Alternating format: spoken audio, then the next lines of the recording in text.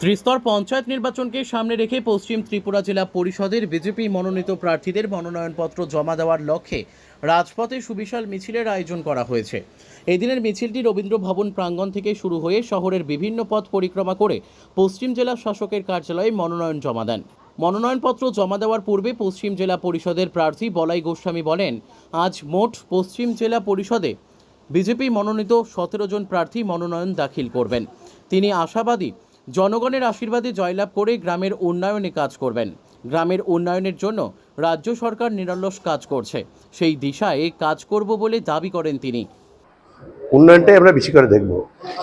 বিশেষ করে গ্রামীণ এলাকার মানুষ তাদের দীর্ঘদিনের বঞ্চনা, আমরা 6 বছর হয়েছি রাজ্য সরকার এসেছি, কিন্তু তার আগের সরকার যেভাবে মানুষের উপর বঞ্চনা করেছে, রাস্তাঘাট, পানীয় জল থেকে শুরু করে এই সমস্ত সমস্যা দূর করার জন্য আমরা চেষ্টা করব।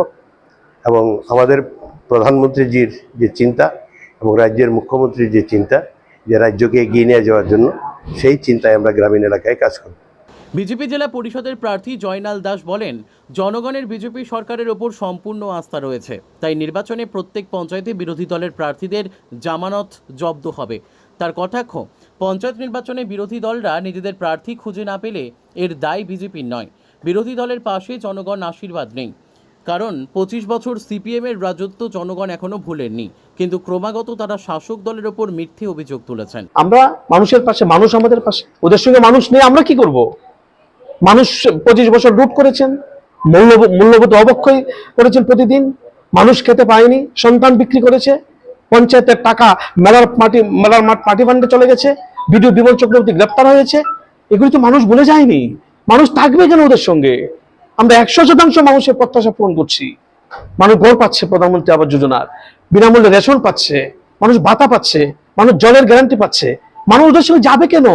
ওদের পাশে থাকবে কেন? মানুষ আমাদের পাশে, জয় আমাদের নিশ্চিত।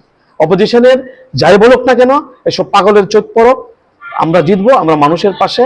বিজেপির 100% পঞ্চায়েত বিজেপি গঠন করবে, পঞ্চায়েত সমিতি, জেলা পরিষদ। এই দিনের মিছিলে উপস্থিত ছিলেন মুখ্যমন্ত্রী অধ্যাপক ডক্টর মানিক সাহা, প্রদেশ বিজেপি সভাপতি রাজীব ভট্টাচার্য, আগরতলা পুর নিগমের মেয়র তথা বিধায়ক দীপক মজুমদার সহ অন্যান্যরা। Bureau report, news daily Bharat.